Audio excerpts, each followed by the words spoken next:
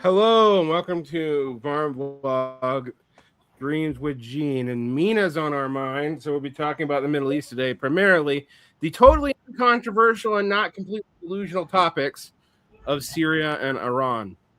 Um, so, uh, Gene, both of these are areas of both personal and professional overlap for you. They certainly are, So and I just want to let the Varnanauts know that I've had to retire the anti-Desi racism joke because it's just not funny anymore.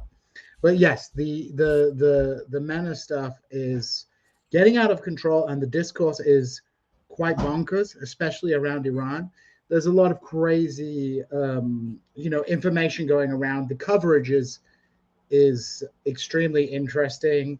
I'm sure everybody has noticed that compared to other rounds of Iranian protests, the fail son of the fail son Shah is pretty prominent in a lot of the coverage that we are speaking.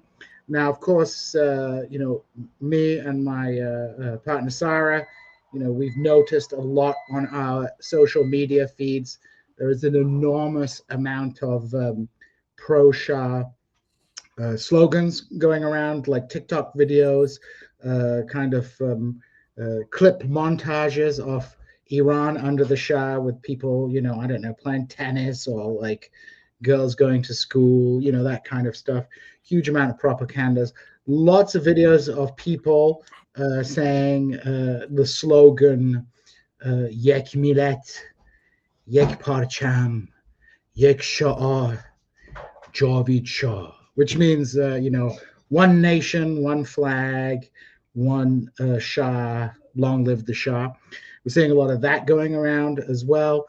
And the Iranian TV station, Iran International, which is a Saudi-backed TV channel, they've been on this pro-Shahist kind of beat for a long, long time as well. So we're seeing an intense propaganda campaign taking place, which we should look at as kind of distinct from what's actually taking place in Iran, although there is important connections, which I can come to in a moment. And I think it's also extremely important to note that this morning, Haaretz confirmed some of my suspicions that, obviously not all this campaign is organic. I mean, the pro-Shah people probably have enough of their own organizations to do this all, but there are other forces behind it. Now, I would caution against saying like the U.S. government is behind this, because within the Trump administration, various Iranian opposition groups have their supporters. Rudy Giuliani, for example, has been on the payroll of the Mujahideen Khalq, which is and I use this very loosely, a kind of left-wing Islamist nationalist political organization, highly organized, highly effective. They've done a lot of lobbying over the years in the West. They work through a lot of front organizations as well. So, within the diasporic and opposition space in the United States, there's no particular faction in charge as well. Trump's kind of like brushed off talk of meeting with the fail son so-called crown prince. It really annoys me when people call him a crown prince. Actually, it's like, there's no monarchy in Iran. He's not a crown prince of anything. Like, I'm a crown prince, then maybe I should start using my ancestral aristocratic titles if we're all doing that now, right? I mean, he reminds me of like that guy who's like the great great grandson of Bonaparte III that goes around claiming to be royalty and around France, or the Bourbonist guy, or the Habsburg guy. There's lots of but like third generation fail sons of monarchies working around. But I do want to note, like the Bonaparte guy and the fail son Shah, like at least the Bourbons and stuff actually have like a deep history leading back into the medieval period.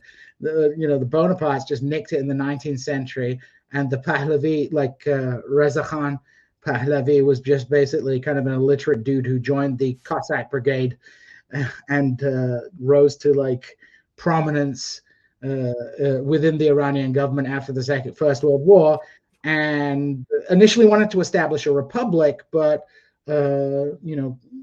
faced some opposition from the more conservative elements of society, and instead overthrew the Qajar dynasty, establishing his own kind of dynasty in its place, the Pahlavi dynasty.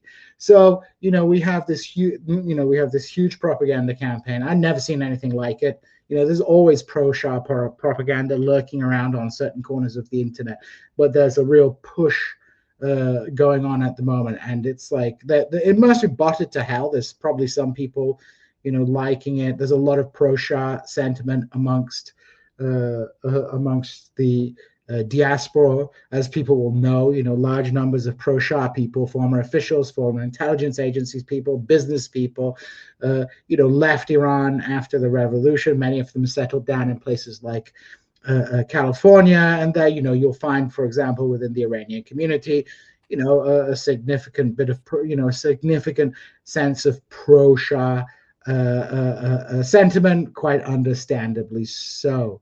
So we have this kind of very strange propaganda campaign taking place in the West, which has been picked up by some of the mainstream media. Although, if you pay attention to a lot of the mainstream media coverage, there is some skepticism as to how much support Mr. Pahlavi has in Iran. I saw Vali Nasser, who's a pretty well-respected scholar, make the point that, the Shah doesn't have any quote-unquote ground game in Iran. There's like no political party, no political organization. He's kind of a lazy bum, to be honest. He's a typical fail son. He just does interviews on podcasts. He was on PBD's podcast, for example. I think on PBD's podcast, he said he wouldn't go back to Iran because all his friends were in America. So, he's just like lurking around there. He's more of like an internet personality, but that's coinciding with some stuff that's taking place in Iran. I've spoken to a few people who are a little bit more connected to what's happening inside the Persian majority regions of Iran. And people should always remember that Iran is a multinational state.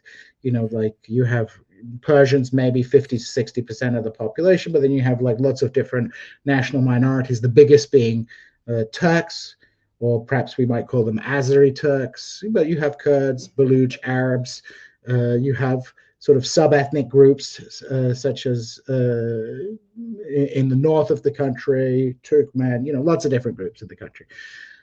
But there is some kind of, there are signs that there have been, pro-monarchy slogans shouted by some of the demonstrators. It's, again, very difficult to know what's going on. Some people say that it's Mossad agents trying to direct the events on the ground. People should remember, for example, Mike Pompeo made this bizarre statement praising Iranian protesters and the Mossad agents besides them, which seems like, if you want to overthrow the Iranian regime, seems like a pretty counterproductive thing to say. Some people say that the regime, a Kurdish journalist I know made the claim that some documents have come out, I haven't seen them, that the regime is sending people in there to start those chants as like agents provocateurs. And then others are saying, people are, maybe just picking up the pro-Shah slogan as a sign of kind of complete political and social despair. Previous uprisings, most notably the Green Movement uprising, were directed towards reforming the Islamic Republic, making it less Islamic, more republic. It's so important to understand when we look at the political structure of the Islamic Republic, at least the formal political structure, you do have the quote unquote, institutions of bourgeois democratic government. You have a parliament, you have an elected president, but all of those institutions are under the veto of the supreme leader and the Guardian Council, and then the practical veto of the security services, most notably the Basiji, the Revolutionary Guard, etc., etc. So previous movements, and going back right down to the 1990s, where you have the election 97 reformist candidates coming in, attempts to sort of move away from the hardline period of the early Islamic Republic, various attempts to kind of reform the Islamic Republic to be something a lot more democratic and a lot less under the control of the clerical and military revolutionary uh, elite. But those movements have sputtered out. Pezeshkian, who's the current president, is more on that reformist camp, but has been really hampered both by the intransigence of the United States and the hard line the Trump administration has taken, and also the suspicion of hardliners within the security apparatus and within the clerical political elite. So you have a kind of political impasse in the country, and as the economic conditions and the environmental conditions continue to degrade over time, you're getting these periodic outbursts of public anger. This one is triggered by the inflationary prices. It was initially framed as an economic, as an economic rebellion, which I've argued with people. People are, well, it's not just economic. Nothing's ever just economic, but it's the inflation and the prices which are driving people into despair. And of course, alongside that, you have the particular political economy of Iran, where you have the children of the regime's elite, very much like having a much better position. For example, you have this one. I like to call them the tanky native informants. The elite children of the Islamic Republic in the West, going on the kind of quote unquote anti-imperialist, Marxist-Leninist, pro-Palestine podcasts. I'm not naming names, but these people are extremely elite, right? Many of them are in Canada. There have been, in fact, slogans shouted against the regime kids who are in Canada. And then, of course, you have these, you have these economic elites who in many ways benefit from the sanctions regime, because there's not one exchange rate in Iran. Like the regime has access to the cheaper dollars, and that puts them in an extremely strong position within the economy. And it's my understanding that more and more things are being denominated in dollars, and if you don't have dollars, you're kind of in a tough situation. And it's really hitting the middle class, it's hitting the poor, it's all sectors of society. Even some of the pro-regime kind of talking heads that you see popping around the West, admit that there are issues. They may even admit that there's corruption issues as well. But there is obviously a deeper political malaise in the country, and it's important to remember it's 2025, right? Memory of the Shah's regime isn't really alive anymore. Like, let's say you were 15 years old, 16 years old at the time of the Iranian Revolution. How old are you now? You know what I mean? You're 15 years older than me, because I was born pretty much concurrent with it.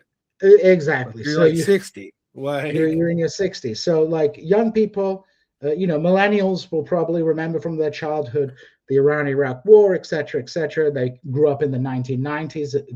During the period in which like the reformists seemed that they might actually bring around change to the system, and there may be some way to kind of reform the Islamic Republic.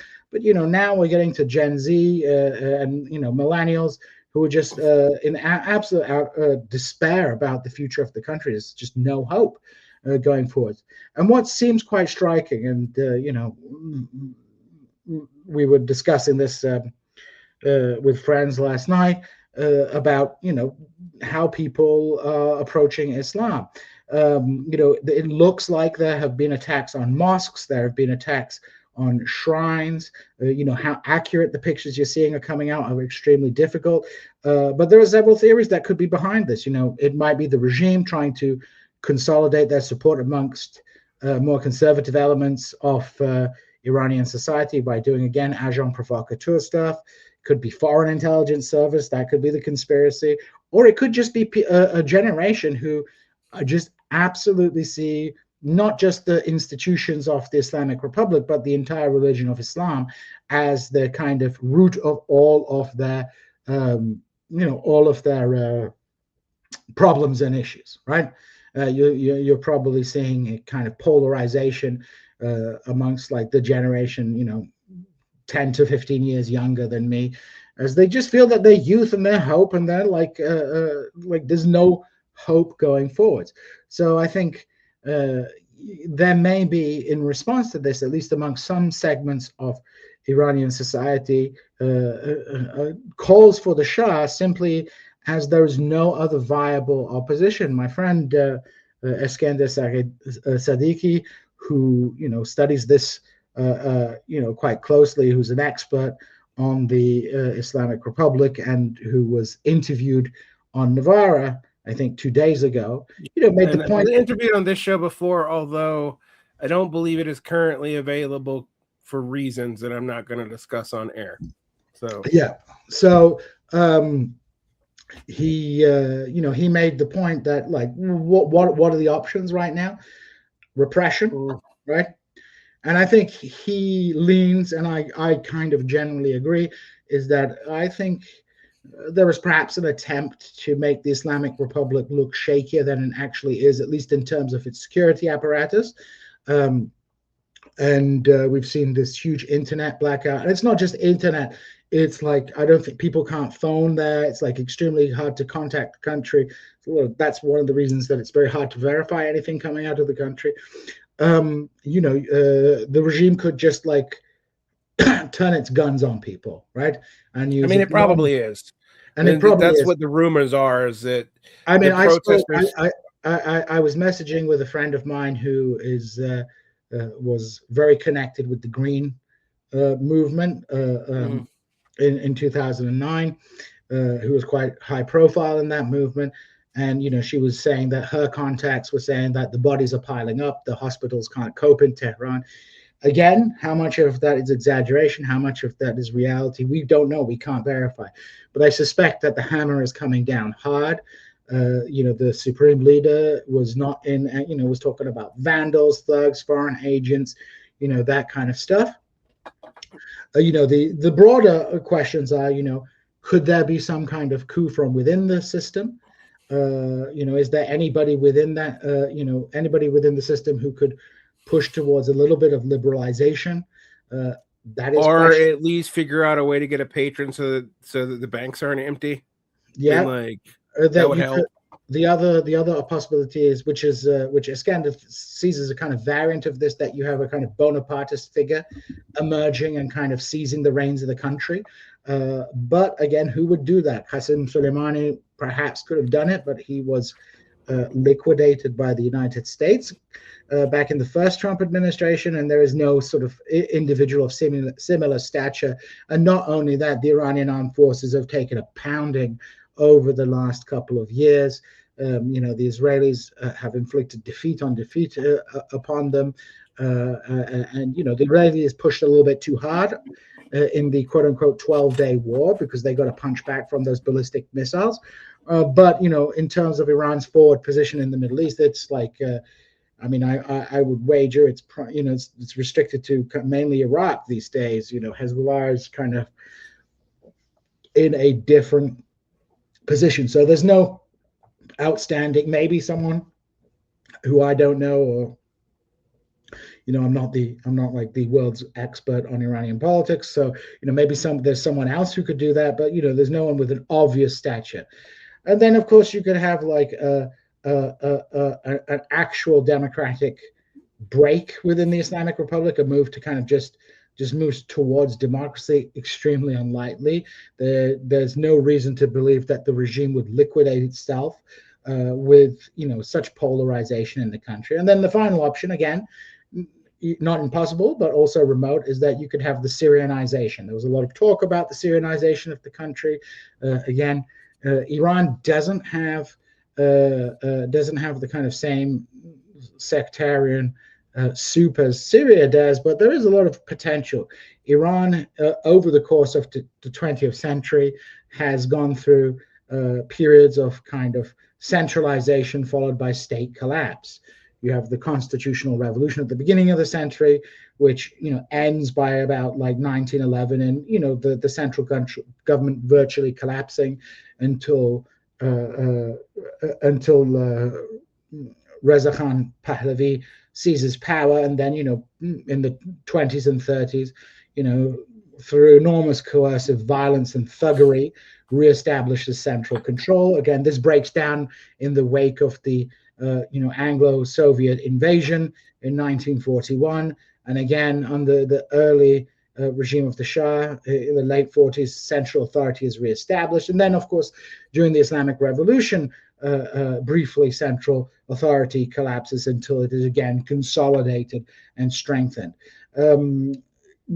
Are there any groups, that could, the reason that this I think is unlikely is not that there isn't a potential for fragmentization in Iran. I think at more than at any moment since the Islamic Revolution, there is a fragmentation and a failure in the Iranian nation building process. But there's a military balance of power.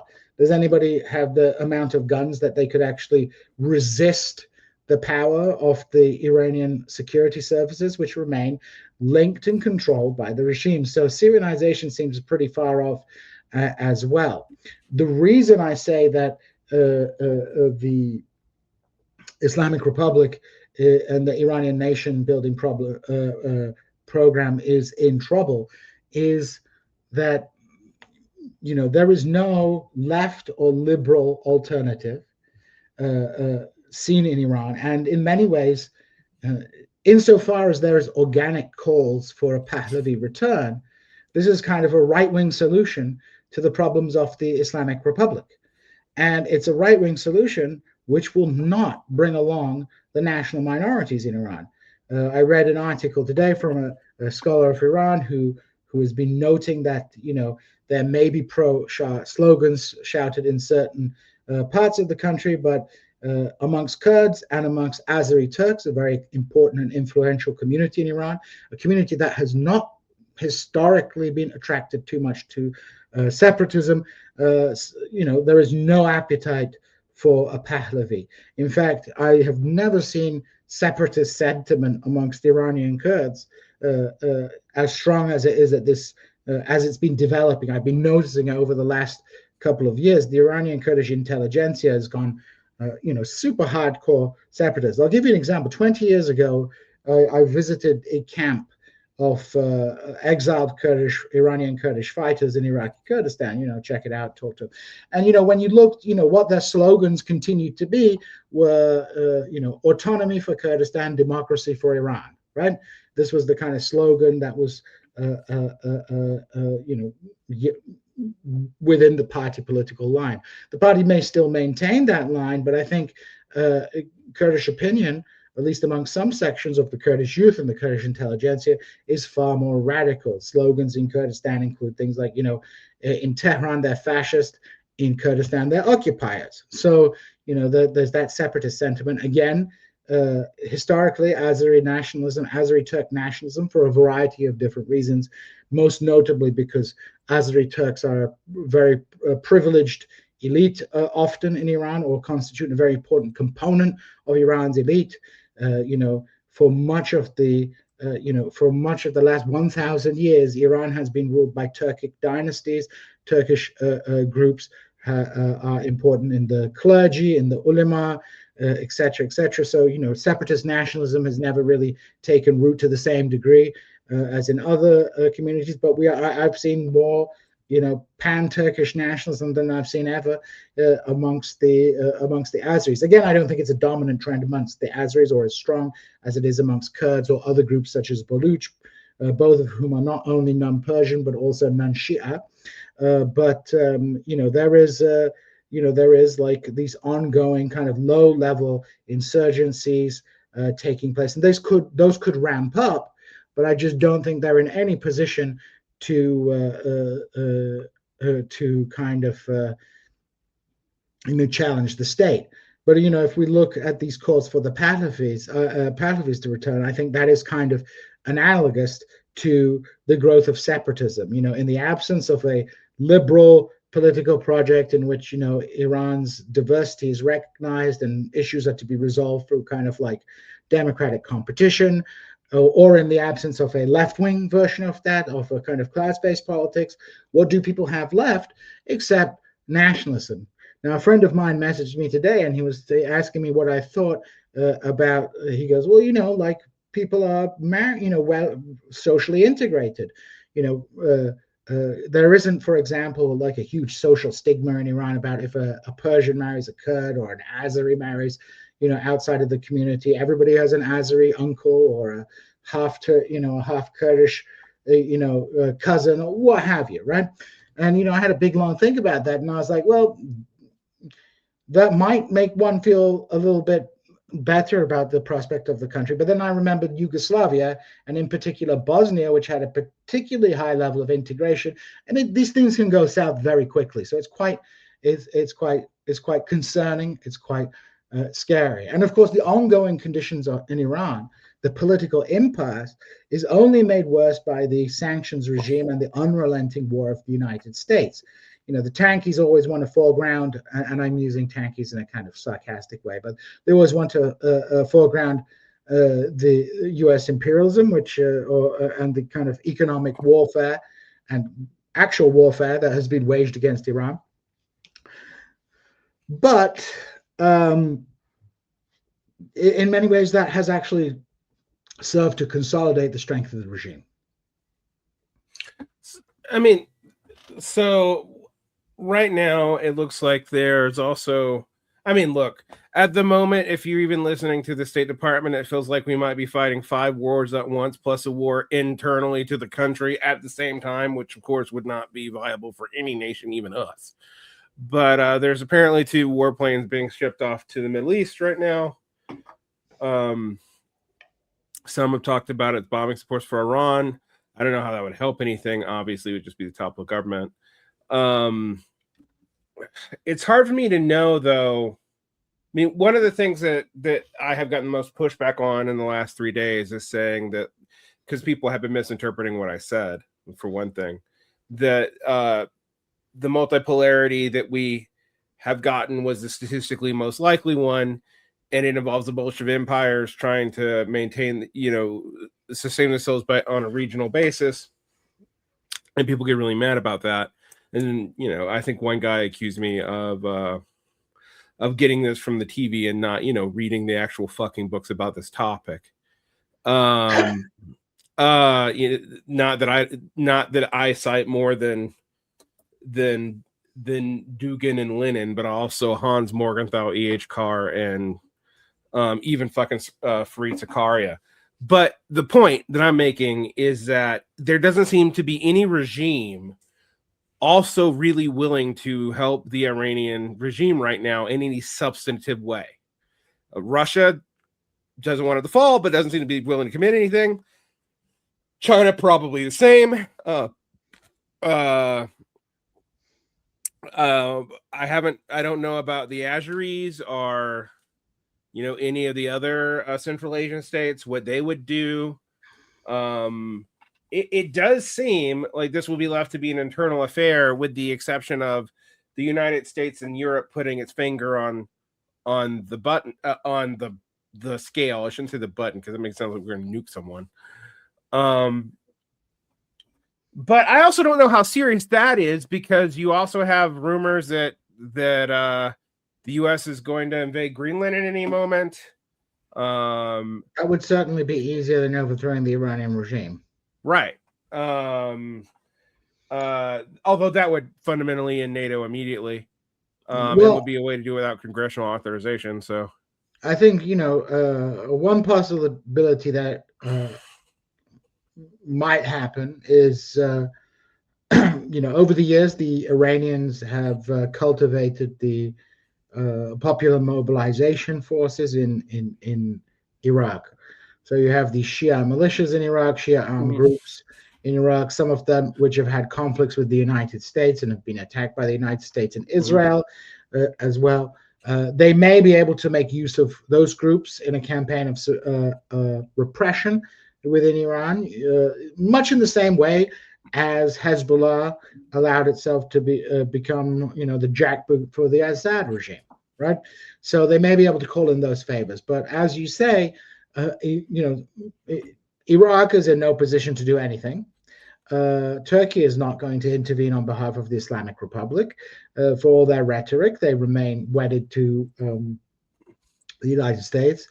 Azerbaijan, it's got its own thing with Armenia, and they're close with Israel as well. I wouldn't be surprised if a lot of Israel's operations take place via Azerbaijan.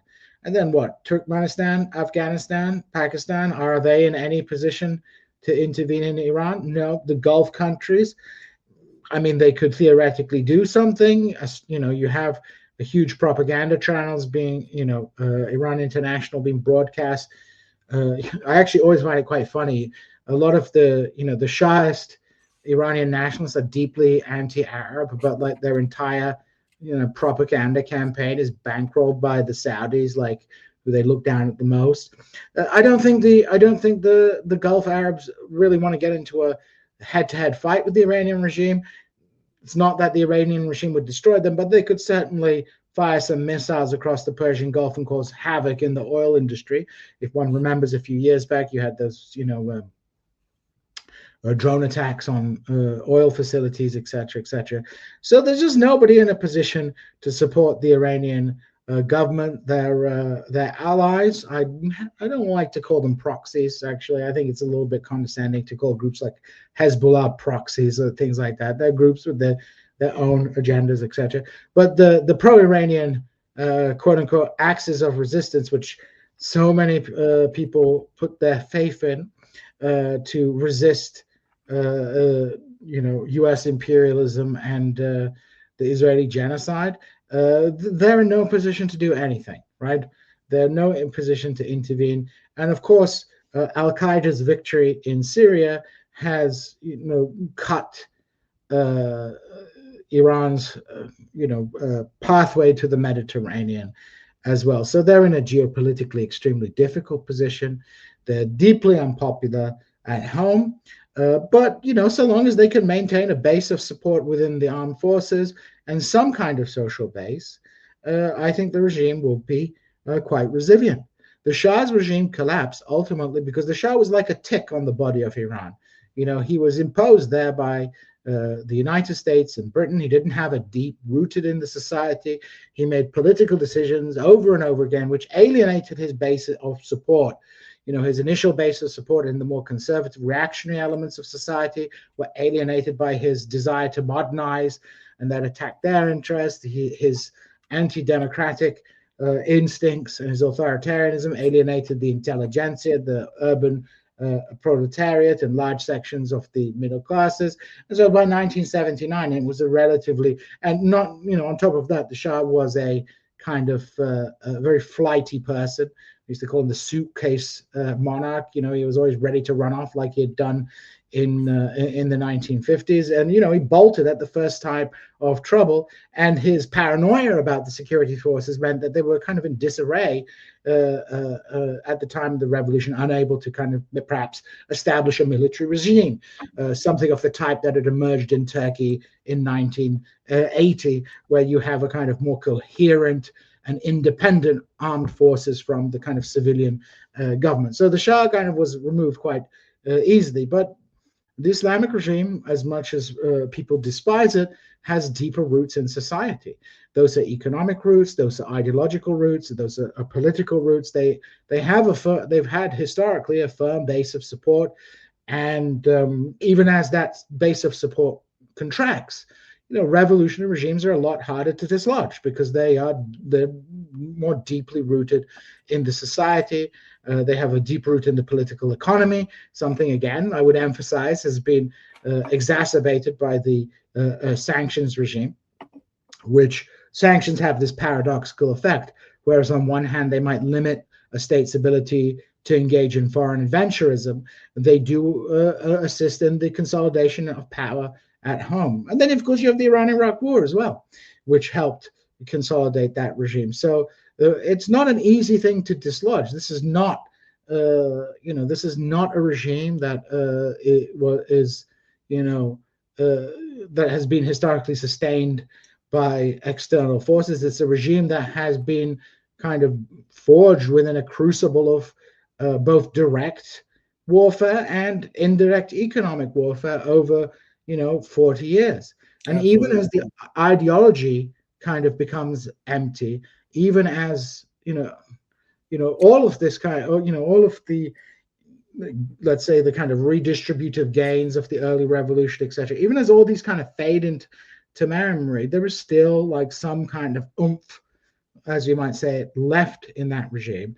And because there's seemingly no off ramp, there's, what's the way?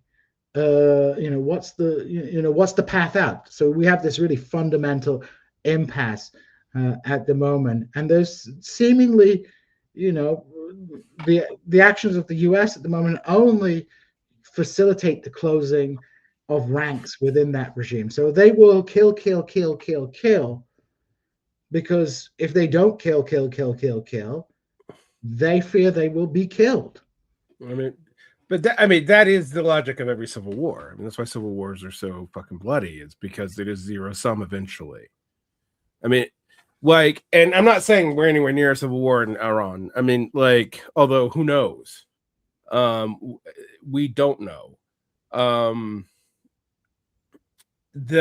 What I find kind of interesting and terrifying about this is I do have a truism that I've held for most of my life, and that is no ideology withstands more than 2 months of starvation if the starvations will, and there's no one willing to come to their aid. It's just, I'm not even talking about governments. The ideologies itself wither. And so, on one hand, I completely agree with you, but the support for the Islamic Revolution is tenuous, but also does have deep roots in society. It is organic, unlike the Shah, unlike Twitter changing the Iranian flag to the Shah's Iranian flag. They've done that, by the way. It's huge. There's a huge psyop taking place. Like, people like to talk, but I mean, it's like a very blatant psyop, right? It's the most obvious psyop I've ever seen in my life, to be honest. And the AI slop that is just coming out is like, oh, and like I have to admit, some of the Mar-a-Lago face stuff the Iranian exiles is pretty disturbing to see. Well, I mean, there's that. I mean, we've got AI slap everywhere. People were sharing this thing with this cardinal fighting with ICE and winning that was totally AI generated, and then there's just tons of stuff that are foolish right now. I think, in so much that I do think the Iranians have tried to play well with.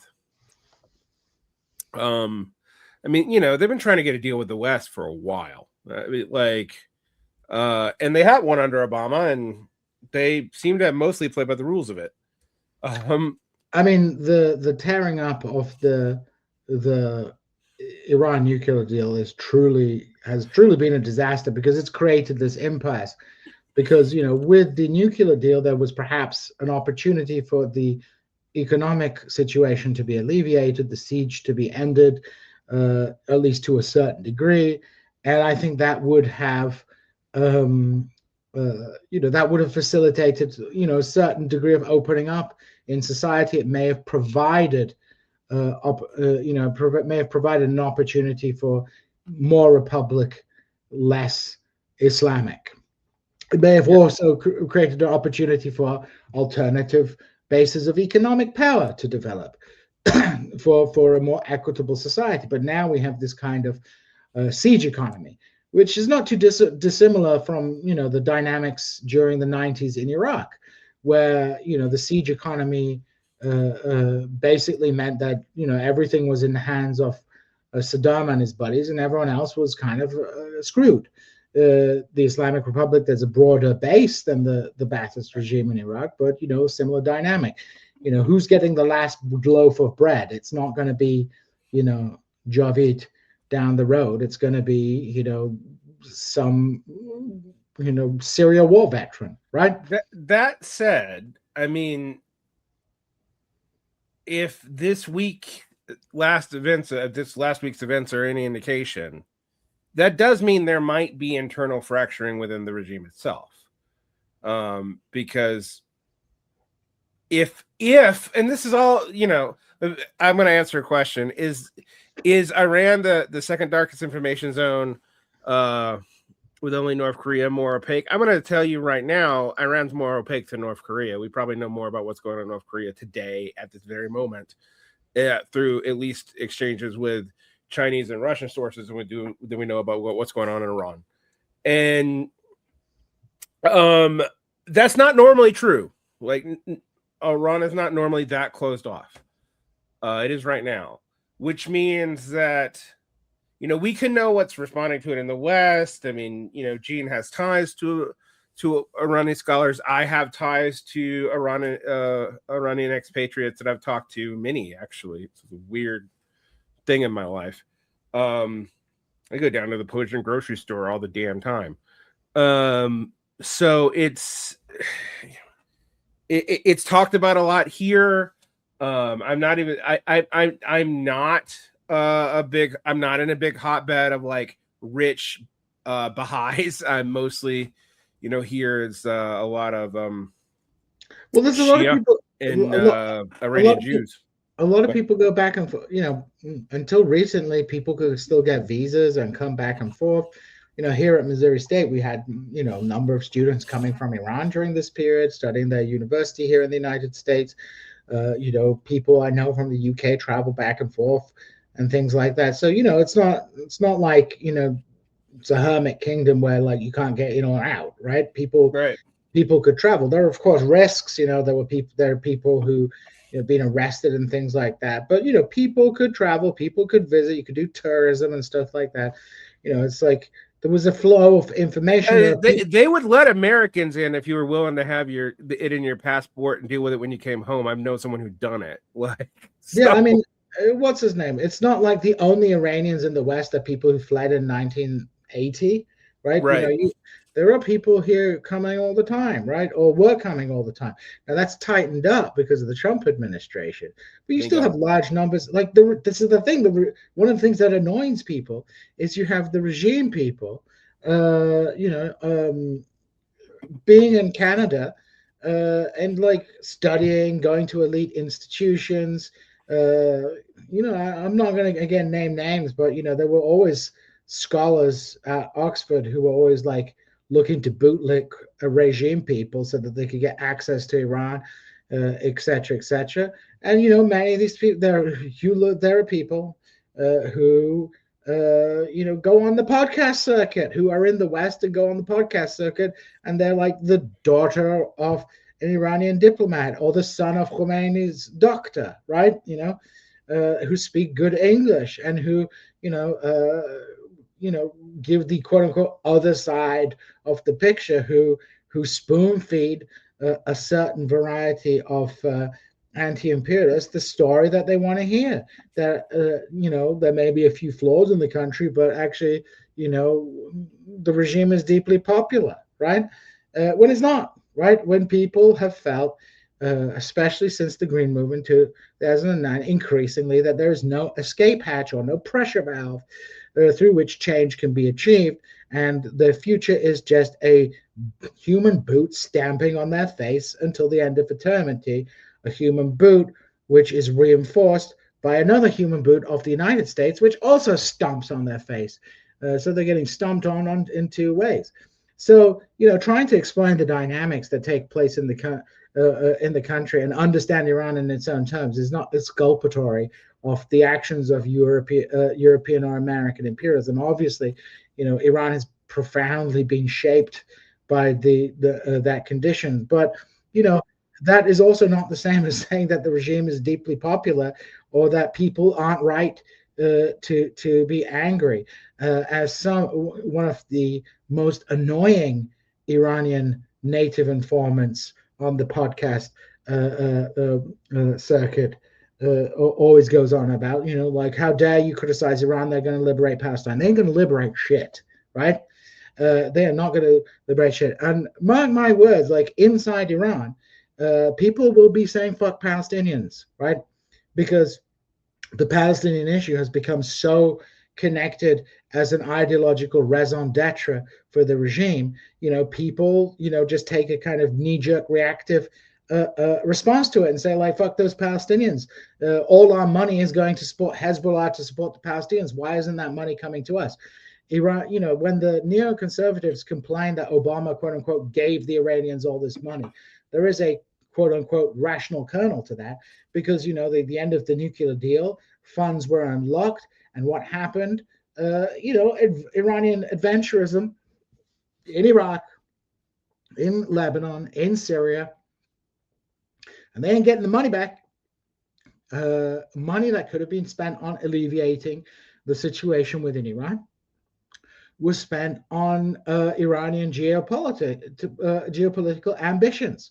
And people can make all kinds of arguments about why that's necessary, why that's not necessary, etc., etc. But at the end of the day, for your average Iranian citizen who's not in a great economic position, it's irrelevant, right? It's irrelevant. I guess since we're talking about the paradoxes of the Middle and Near East,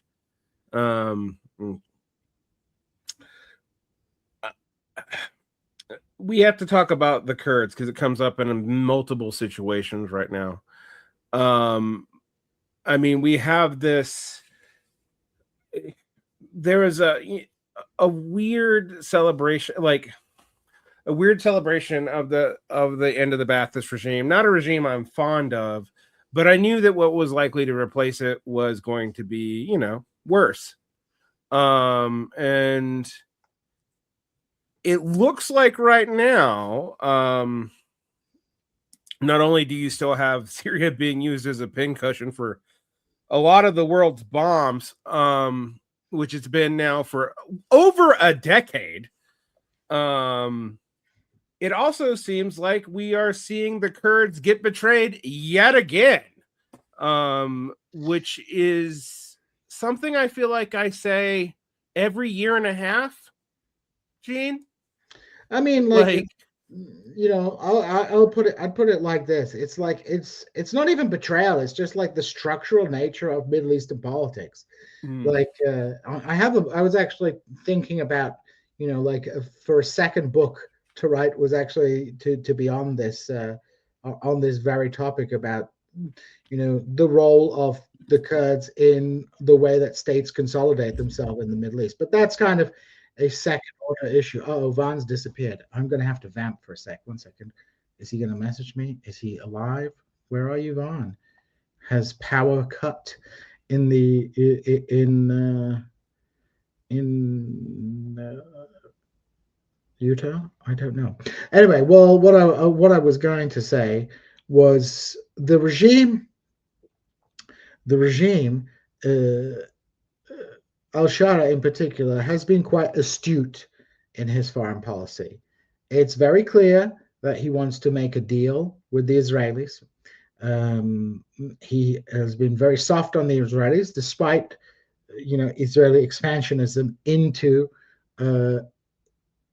Syria, beyond the Golan Heights. So you already have the Golan Heights, which have been occupied by Israel, but now you, of course, have them pushing beyond towards the south of Damascus, pushing for this kind of demilitarized zone, taking advantage of sectarian and just gangsterism within the territory south of Damascus to kind of extend their influence, and doing it on the rubric of protecting the Druze religious minority, which are a group which are seen as kind of beyond the pale for the Muslims.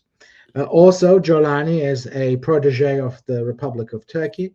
He's, obviously following Turkish policy.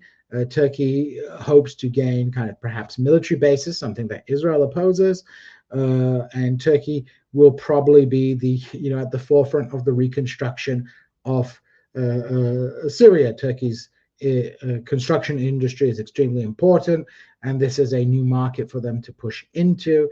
And of course, as part of that, Turkey wants to ensure that schemes of Kurdish self-rule and autonomy, in particular, because the Kurdish movement in Syria is dominated by the PKK's sister organization, they want to ensure that is suppressed.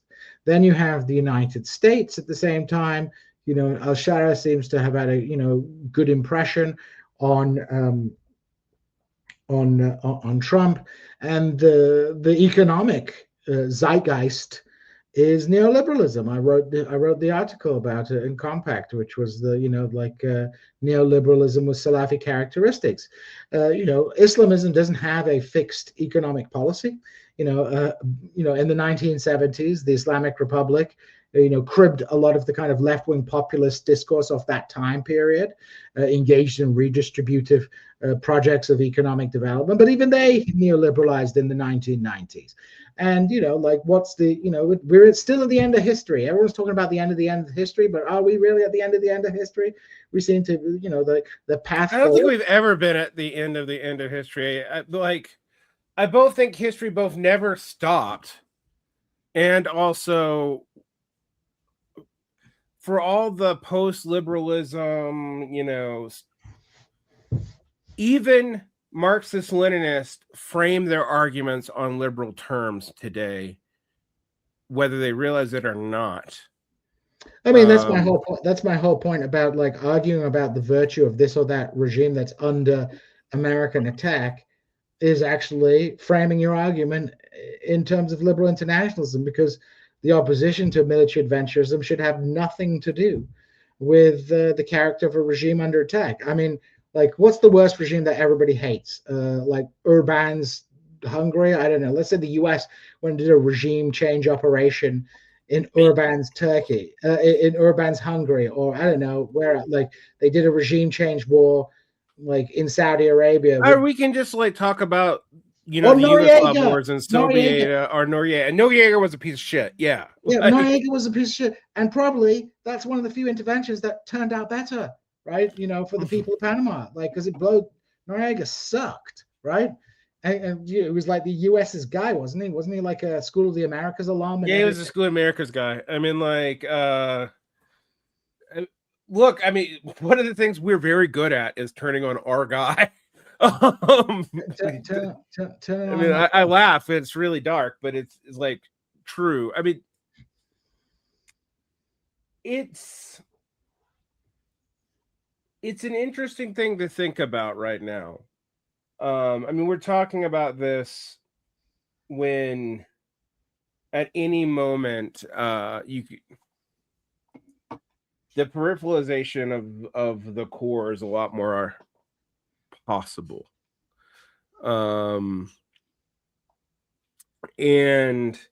this is what I mean about the end of history being both never been true and is still completely true. It's because we might be living through liberal justifications for any number of fragmentary whatevers. I mean, look, your home country, and by that I mean the UK,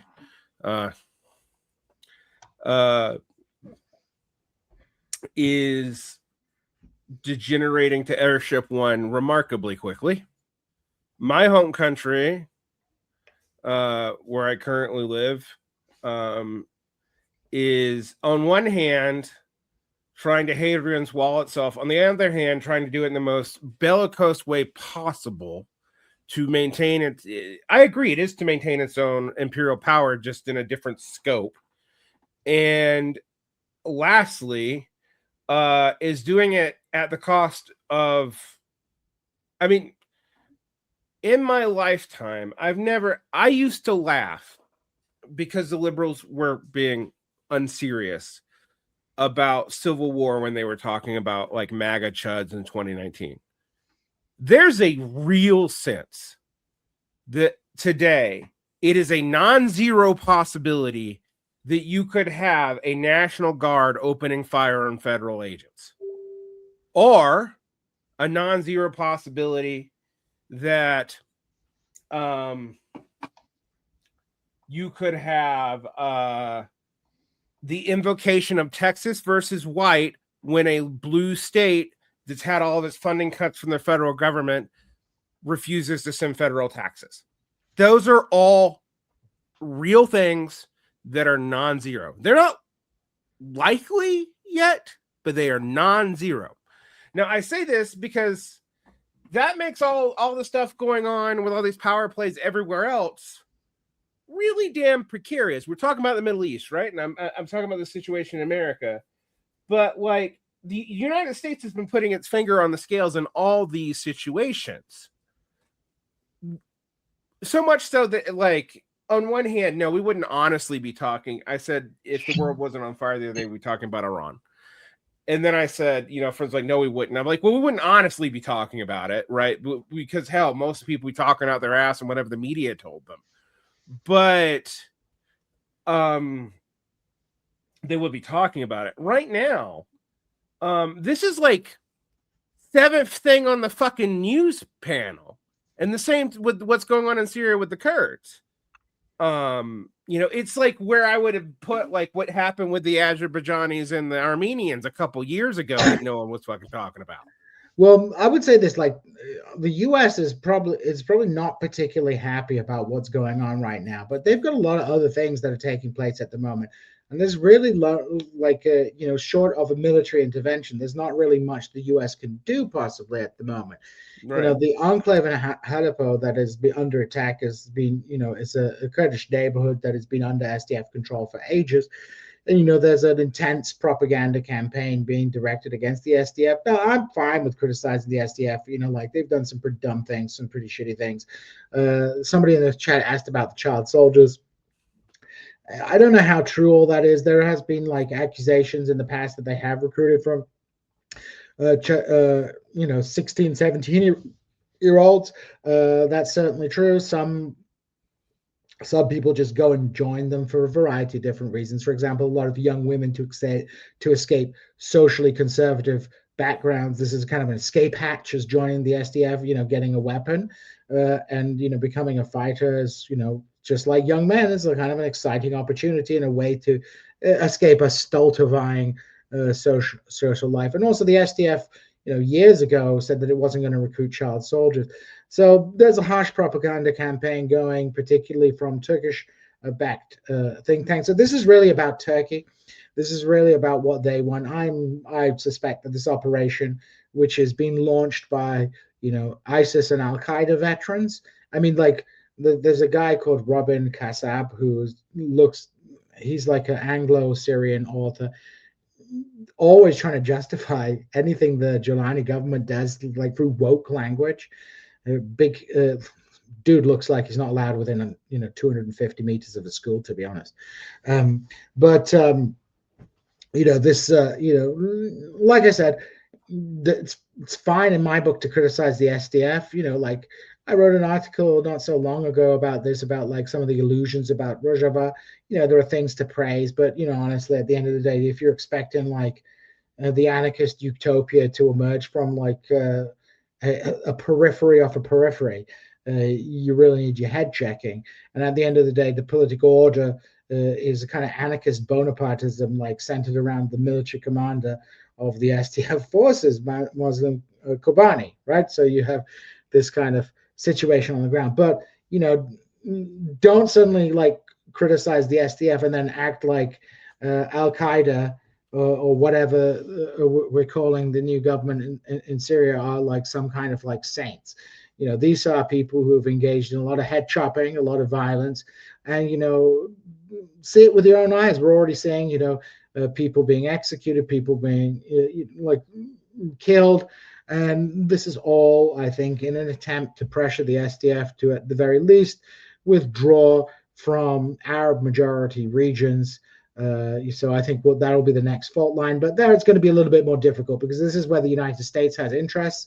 This is where the United States is based. Syria's oil is there. And one thing I think that stopped Trump doing a full pullout in the first term was the fact someone said to him, there's a bunch of oil there, and if you leave, we've basically been there and we didn't take the oil. Like, the oil is like worthless to the United States. Nobody wants to go in there and get it, to be honest, mostly used for local consumption. Yeah, so that's even further the price of shale. Like, come on. Yeah, so but there was a pretty harsh propaganda directed against the Kurds. And this is the perennial character, what I was talking about. what I might want to do as a book one day is about the role of suppressing Kurds in state consolidation, because it is a continuous power. The Republic of Turkey was consolidated on the back of a Kurdish rebellion, not just through the suppression of the rebellion, but the use of that rebellion as a pretext to launch kind of broader repression campaign across the country. I think a war against the Syrian Kurds in Syria could well be used by the Jolani regime to bolster its internal internal legitimacy, for the militant wings of the movement to kind of bolster their position. Saddam Hussein's consolidation of power was only possible following the suppression of a Kurdish rebellion in the 1970s. The Islamic Republic consolidated its political power in Kurdistan. That was the first internal enemy, the first kind of major conflict. So, this is not to say, Kurdish political movements are like, saints, or that, every Kurdish political demand is the right one or the wrong one or whatever. It's to say that, this is a kind of perennial dynamic in the regions, and the technologies and the forms of repression and the kind of enhancing of security apparatus in face of quote unquote an internal enemy has been critical in the consolidation of authoritarian orders across all of these countries. And I think that's perhaps a dynamic that's at work here in Syria. But I also think that this is deeply linked to the wishes of the Turkish government. The Syrian government is a supine government that is trying, which really is like, you got to admire them in a certain way. They're managing to please Israel, Turkey, the United States, while maintaining their core mission of murdering non-Muslim and non-Arab minorities. It's impressive. Yeah, it is impressive in some ways, in very dark ways. So, I mean, it looks like the key players in the region remain the key players in the region anytime soon, no matter what happens in Iran, and definitely what happens in Syria. So, I have somebody in the chat saying, I'm not saying HTS is unpopular, that they're pretty popular amongst Sunni Arabs, because the Sunni Arab population is pretty radicalized towards a reactionary form of, Syrian nationalism. Of course, they have some popular support, but they're also massacring minorities. And I would say this, I don't think al-Shara necessarily is like calling the shots and demanding they be massacred. But, at the end of the day, the Syrian Islamists, it's a coalition of a lot of different groups, and it's really difficult to control, right?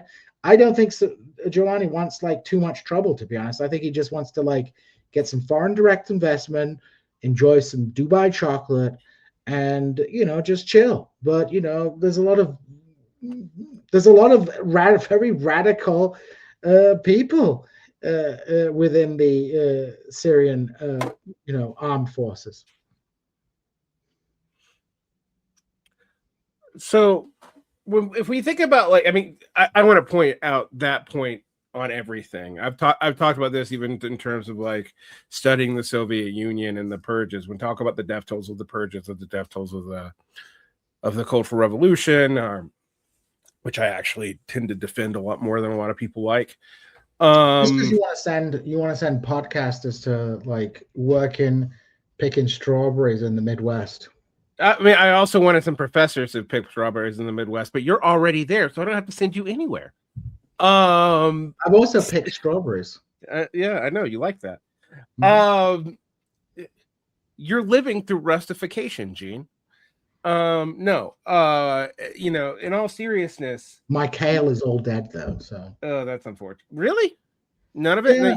It all died. It all died. Cyrus plants are doing great, but mine are. Okay. Well, my onion is doing okay. One thing I want to like emphasize here, though, when it comes to massacres, and it's something to think about, it's happened in U.S. history too. Even state-sanctioned massacres tend to not be directly state-sanctioned. That's true when you look. You look at studies of Germany during the Shoah, you look at well, you look at you look at the literature, purges, you look at anything that happened in the Middle East. Look at the history of the pogroms. I mean, like this is the kind of innovation of studies of the pogroms. For a long time, they were portrayed as like a direct, a kind of direct conspiracy of the Russian government. But a lot of scholarship came out demonstrating actually no, the government tolerated them, but the dynamics were very often local, very often a product of social change. Like in Russia, the gradual improvement of the economic and social position of, let's say, Jews led to a reactionary backlash, and you had these massacres. And to maintain legitimacy, reaction regimes, if not directing them, because reaction regimes don't want violence taking place out of their purview, right? It's not like something they like to have because that can get out of control, but they would tolerate it as a kind of necessity. Same with the pogroms against Armenians in the late 19th century. Kurdish tribes were certainly empowered by the government through patronage and military integration as like informal militias within the military. But the pogroms were often driven by the ambitions of particular tribal leaders to seize land, and were then tolerated by the regime because they didn't want to alienate an important sort of a column of support for a particular regime. So, like, I mean, yeah, I think about this in terms of what I saw in person in Cairo in 2016, where there were attacks on the cops that were protected by the government, where the government just happened not to be there on certain days. I do not think the government set that up. I don't think they were like conspiring with certain Islamist groups, but it was very convenient for them to turn their head and just allow whatever to happen, and then impose stuff later. I mean, I think that's true in a lot of these massacres in history. And states are very good, as actually, unfortunately, part of the nature of nation building, at knowing how to just kind of let these organic tensions overflow. And for those of you in the United States, you're living through it in a much smaller way than what normally happens in other places. Yeah, I mean, I think like a good example, let's say, is like a military coup, right? Mm-hmm. Let's say you have a bunch of junior officers. It's like 1955. A bunch of junior officers, they kick down the prime minister's door, arrest him, take the radio station, do all that kind of stuff. You're a senior officer in the armed forces then. So what do you do at that point, right? Do you resist those junior officers? Or do you say, okay, now I'm in charge, respect the chain of command, right? Often it's like, when we talk about bottom-up history, sometimes, it's the tail wagging the dog. Compare, let's say, like you have in Egypt in the 1950s, you have a coup, and there's a struggle for power in the armed forces, and the lower-ranking officer, Nasser, he kind of wins that struggle and takes over the country and sidelines, people like General Narib, people who were like higher up in the hierarchy. 1960, Turkey has a coup d'etat. It's launched by, junior officers. And at that point, what does the senior command do? They take ownership of the coup and send all the junior officers to be like ambassador to India, and then restore the kind of bourgeois democratic political order after rewriting the constitution.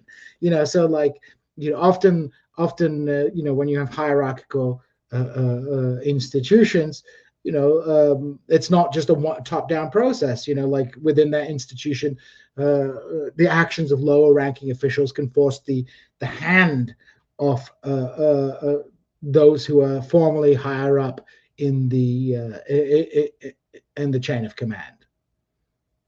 Yeah. Is this live? It is live. Yeah, it's totally live. So live. So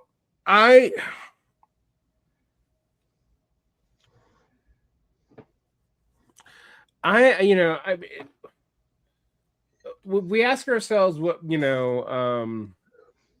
domestically, there's been a lot of talk of like Antifa and the PKK, which is a very unfortunately, there are some high-profile people, including somebody we actually know, who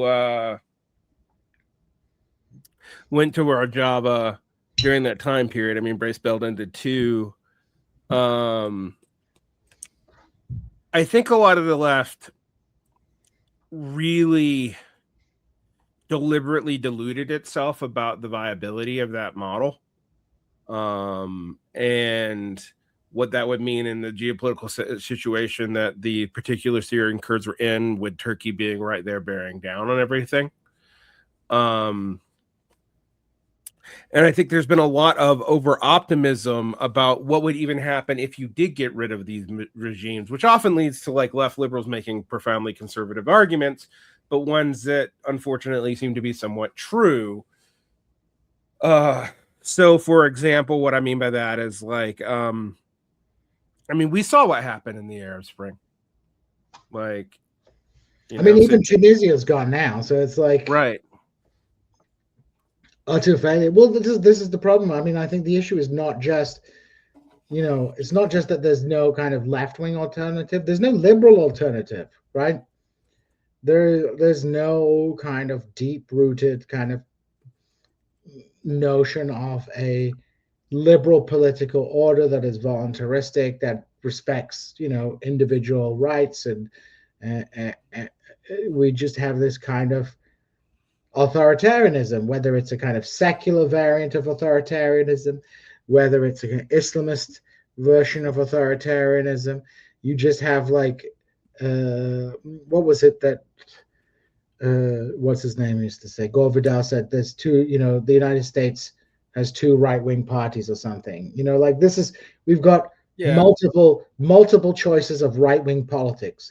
Do you, like in Iran today, do you want a right-wing Islamic flavored right-wing politics? Do you want a pro-Shah right-wing, Persian supremacist right-wing politics? Do you want separatist nationalism right-wing politics? Pick your right-wing politics.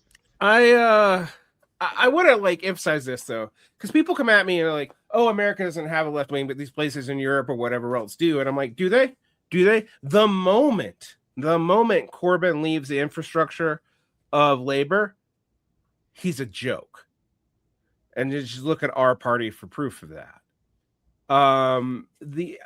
And I think we just have to realize that outside of maybe China, which is actually poorly understood even by most people commenting on it in America, which doesn't have, like I've always said, China is the most responsible great power. It's the least imperialist great power. I think that's all true.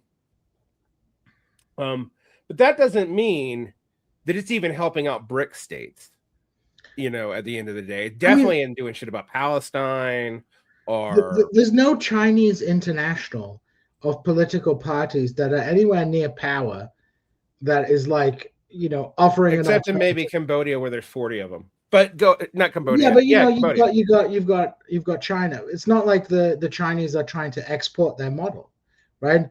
If anything, like the thing that makes the Chinese the most responsible actors on the international stage is precisely the thing that undermines the notion that the Chinese model can be generalized, right? It's that they don't interfere in people's internal affairs. They're like there to make money. They'll play a little bit of hardball, but they're not going to bomb you necessarily. But they will send the lawyers after you. They just want to, export their industries, do what they want to do, but then they're not offering a kind of like generalized model. There's no like pro-Beijing like communist party on the verge of taking power in, I don't know, Yemen, right? Or in Zimbabwe. I mean, it's even indicated by socialism with Chinese characteristics or Mao Zedong thought, whichever one of those two ideologies you want to pick up the 7 or 8 forms of Maoism, is that those two ideologies, and those are the two dominant ones that have existed in Chinese history in actual China, have been based around the idea that Chinese development was unique and it wouldn't be easily modeled elsewhere anyway. If it could be modeled, it could be modeled in very specific periphery areas, but ones that were large enough to have, fairly diverse internal economies, which, that would be all of India, maybe. So, and the entire history of the left, I mean, even in America, it has been tied into responding to that. I'm not here. I think getting mad about the Chinese is silly, but and what would the Chinese model in the U.S. look like? It would be like a one-party state run by Elizabeth Warren. I mean, I might rather live in that, but like it would be like the Elizabeth Warren one-party state. You'd be able to ring up the Consumer Protection Agency and tell them to tell nope, don't make the joke, but tell certain people not to keep ringing you with their scams, and we might get high-speed railway, and we would probably be slightly nicer on the international stage. Yeah, maybe that's what we want to call for, the Elizabeth Warren one-party state. They're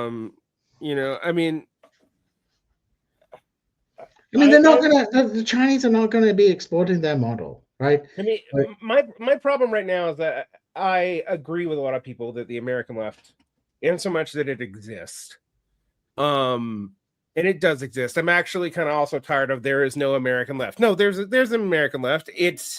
It's people who've been radicalized, whatever the fuck that means, in the last decade and a half, who by and large have no military experience, not even that much work experience. And who watch a lot of podcasts. Who watch a lot of podcasts, are downwardly mobile and alienated. Who, if they're working class, I mean, I have a working class audience, despite what people say about me using big words and shit. That came up today too. I'm in a foul mood, guys. I'm sorry. But what a lot of them are disabled because 1/8 of the male blue collar working class population is on disability because they've been injured at work. I mean, it is this bizarre situation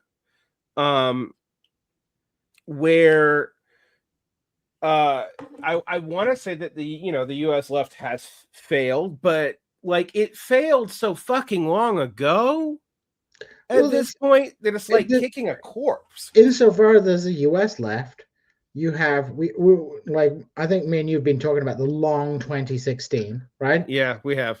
You had the quote unquote millennial left, and I got enemies to both use. I got an enemy of the millennial left man to even agree that the millennial left is a kind of useful term, not so much in a generational sense, but in a sense to speak about a political moment, like the 2016 to 2020 moment.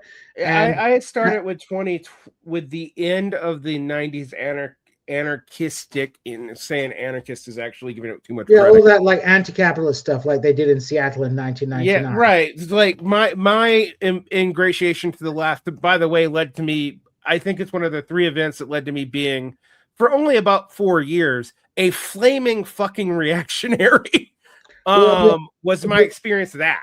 So you have one fact, you have the millennial left, which I think Vaughn and I both thought it was dead and buried in 2021, but it's kind of come back.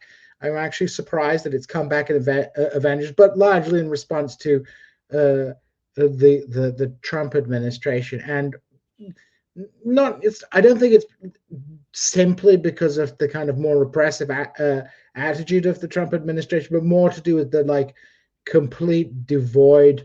The Trump administration is completely devoid of any practical populism in any sense. It's kind of left a space for it to reemerge. So we've got the Mamdani stuff.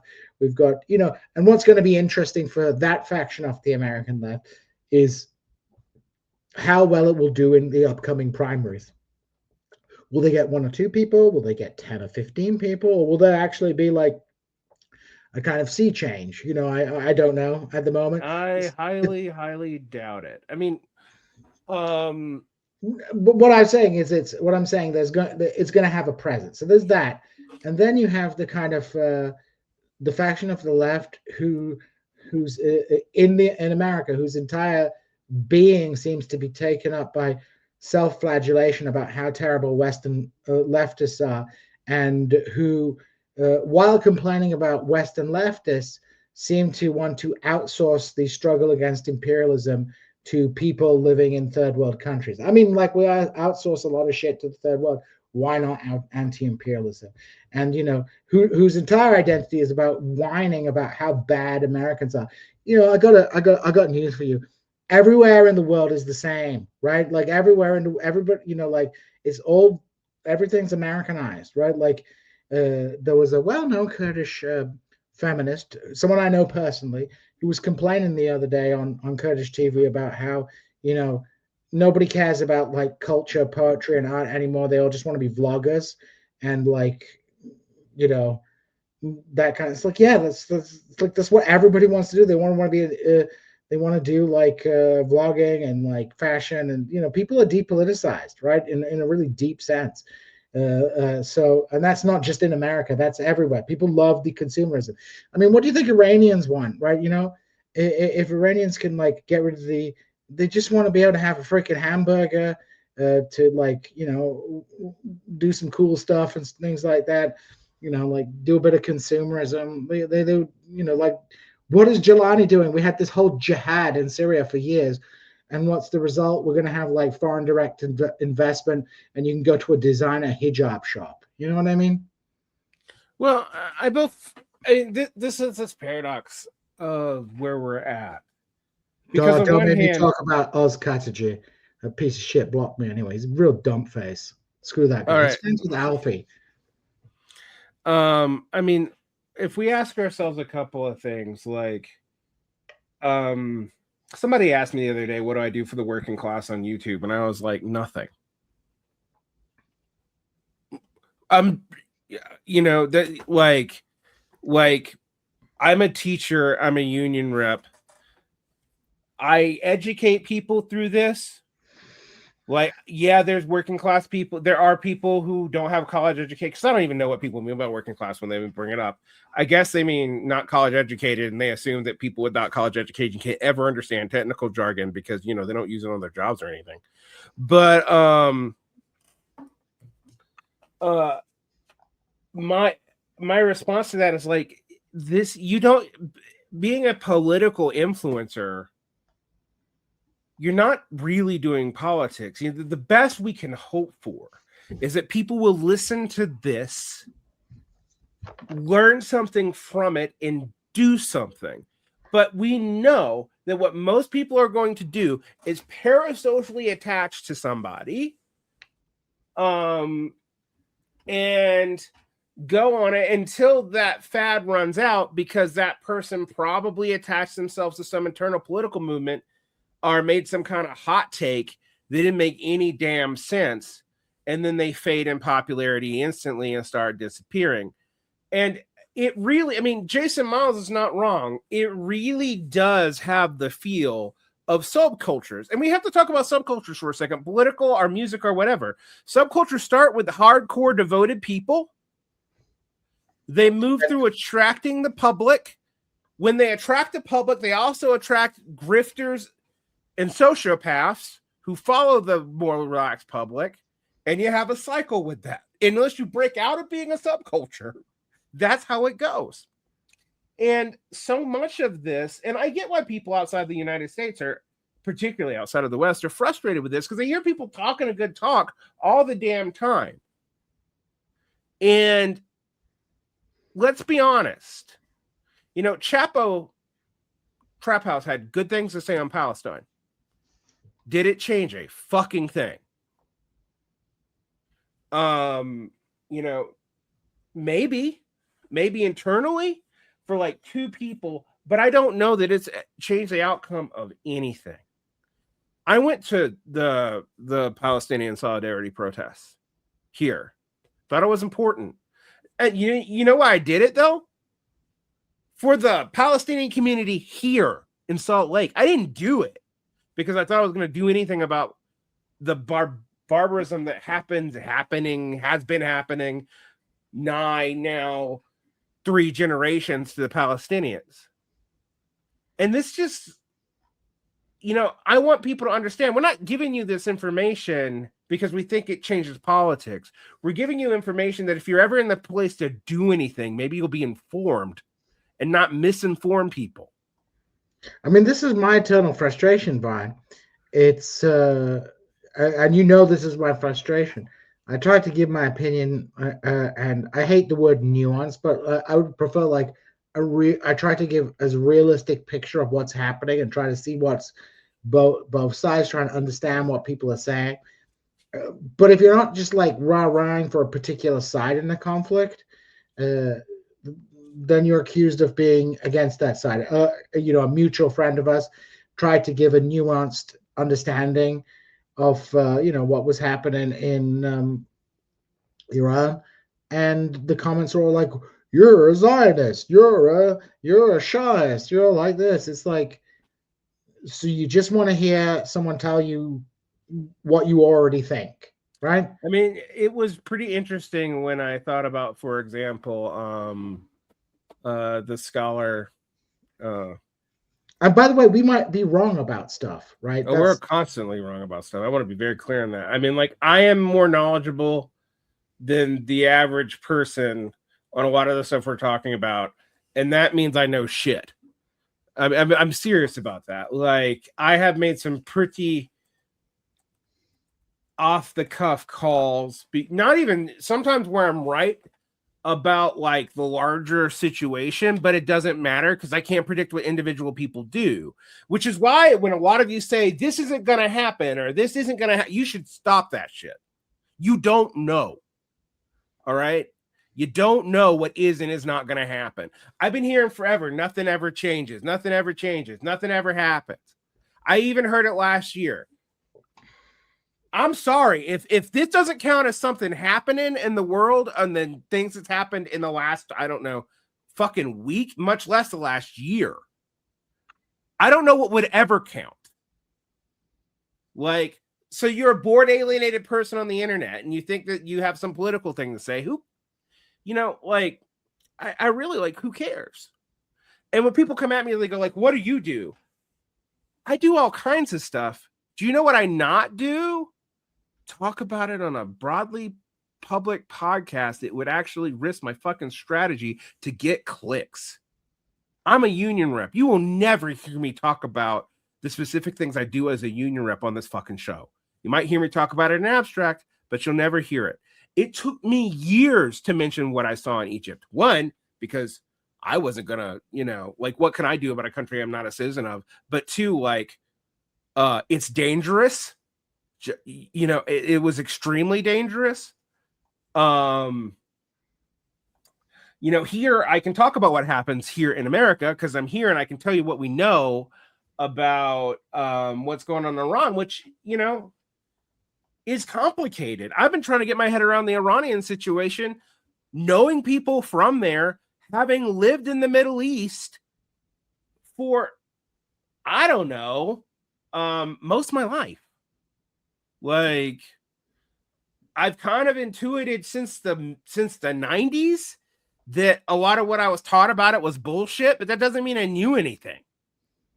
So a lot of this stuff is for you to do something with or not. I can't make you do anything. These kinds of things are diffuse, right? Like, okay, I want to ask you, like, on political change. Why is the DSA pretty much not effective most places and effective in New York? Why? Why? Why? Have you ever asked yourself, like, why is that? Because New York is literally the only place where the DSA has a significant portion of the population, which, by the way, is still very small, to actually have multiple political effects outside of like the city council level. All right. So when we talk about stuff like Iran or Venezuela, I mean, what's happening in Venezuela, all of what I heard about it, the Americans' opinions on it on all kinds of sides, feels like people talking about fucking sports. And for a year, I didn't talk about Palestine very much, and everyone thought it meant I was like some secret Zionist. I felt disgusting making money off of a massacre for fucking clicks. I'm not going to do that. That makes me an indirect war profiteer. Like, you guys can tell I'm angry, but I really am. Like, what you need to do if you want to do politics on, I don't know what you're going to do on domestic on foreign politics through domestic protesting or anything like that. A left that would matter would have to have an international policy and means of coordinating with people outside of just picking governments you want to stand for and work with them. And the only way I actually know to do that, and actually this is going to bring me something back to Djene, and I'll end my rant because I am kind of angry tonight, is, through things like unions, which actually do have an international presence. I'm not sure what they can do, but for example, Djene, you want to talk about what happened at the Iranian unions today? Oh yeah, I mean, like there's the Iranian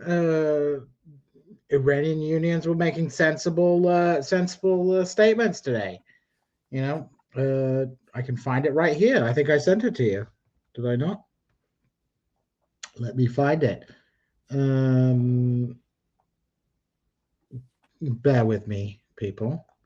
But yeah, we have this is like a dynamic in Iran that people don't think about, but there is still some organized labor. There's still the oil proletariat, right?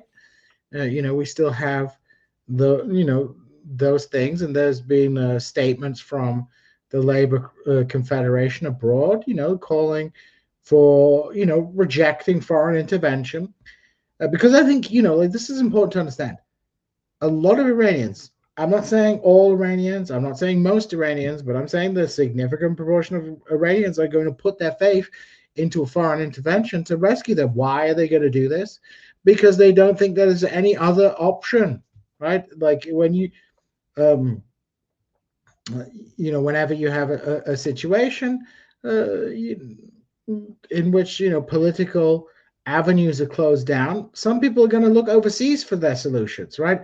Just as so many people in the quote unquote Western left, I don't like the term, see their solutions in, I don't know, socialism on a tropical island, socialism in a petrol state, socialism in a country that doesn't give a shit about you, right? People will look to a foreign land, look to distant worlds to save them, and many Iranians are looking towards that. And we see, for example, Iranian Confederation of Labor, calling on people to shut down anything that could pave the way for a crackdown on Iran, but also warning against foreign intervention and how that might do things, condemning the murder of protesters. There's some real garbage humans out there, right? Like, I can understand someone saying like, hey, these protests, if they pave the way for a foreign intervention, things are going to get worse, right?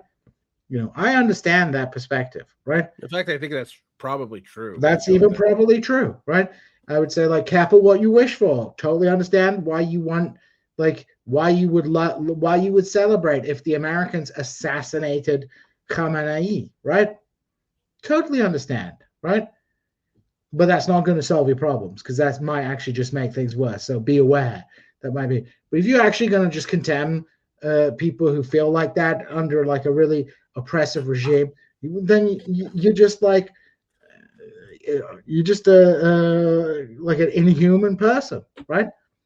Like, I try to understand people who I fundamentally disagree with. I understand why Sunni Arabs in Syria have gone so buck wild with Islamism. Of course, they've been brutalized by minority rule.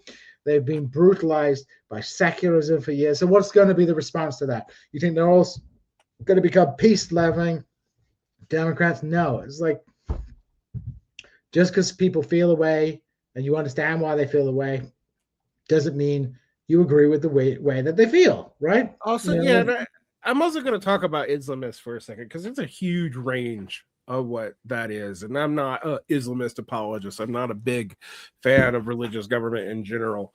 But I've sat down and had long conversations when I lived in Egypt over lots of mint tea, sometimes actually even under distress. There was a former Brotherhood shop owner. He was a British importer, but he was a Brotherhood guy. That during one of the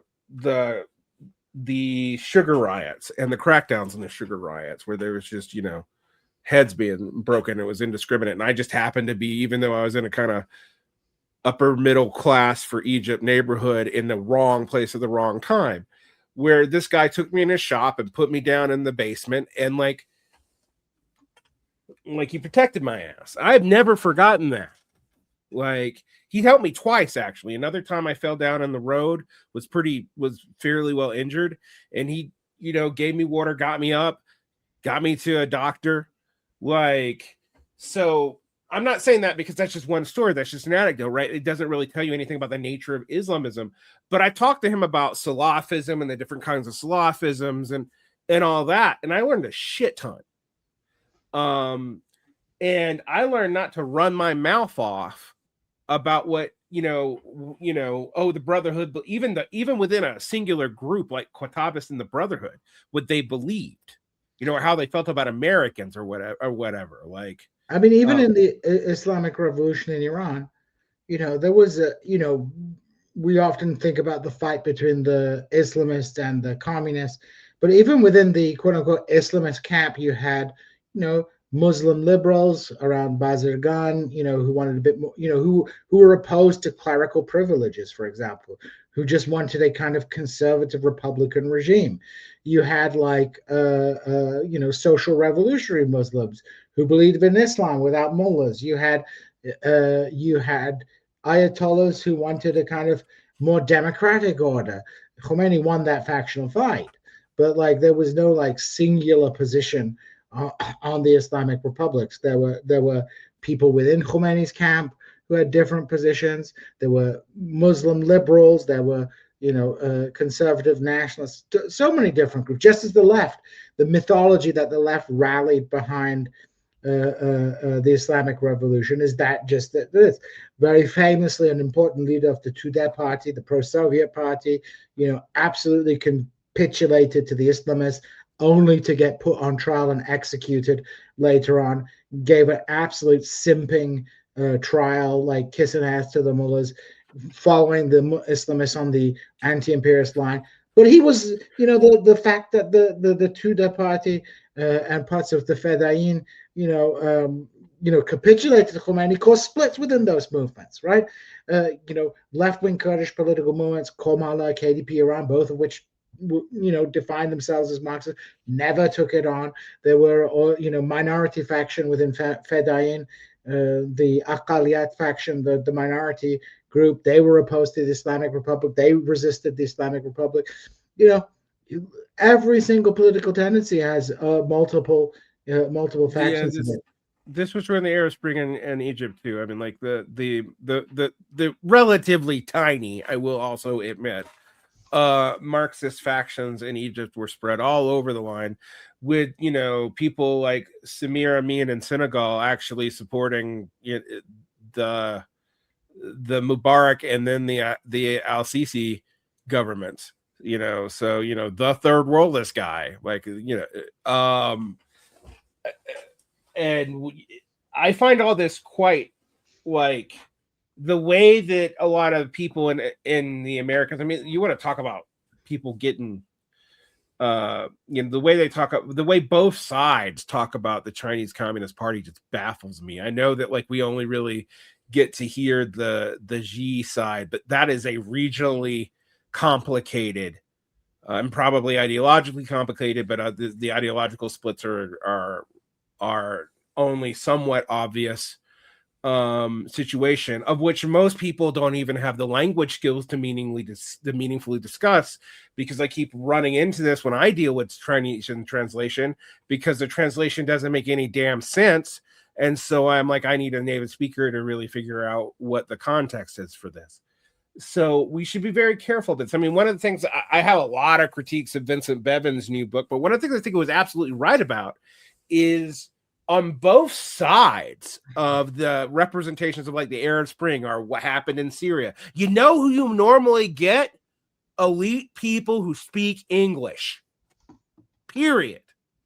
Like when you hear about what happened in the Arab Spring, I watched this on Democracy Now. I still think about this. I came home from Egypt. I had to literally, like, actually, I shouldn't talk about that on air, but let's just say that I had to leave in an interesting manner. And I went, and within a week, I saw these clips about what was going on in the Arab Spring, as purported by Amy Goodman on the left, right? And the left. And everyone she talked to only spoke English. Now, I'm going to say a lot of things. A lot of people in Egypt do speak English. But you know what they are? Highly educated. It is not like when you're in India and it's like everyone's default second language. This is, I mean, in Egypt, there's also a lot of people who speak French. But so you got one perspective presented about what the Arab Spring in Egypt and Tahrir Square was. That wasn't the Egyptians' perspective at all. Or with me trying to explain to American leftists that until the move of the recognition of the capital from Tel Aviv to Jerusalem, that in Egypt, people were still so mad about the seeming betrayal of Barack Obama that the average person who followed American politics in Egypt hated his guts. And that they were not actually all that sad about Trump coming to power in the U.S. until later. This is stuff that I wish people would take in. Because, we live in a world. I live in a world where I can talk to people from all over the planet. And I mean, the one thing about Twitter is they don't even have to speak English. It'll auto-translate for me. But at the same time, like, there's so much of the world that you assume you know through media that you don't.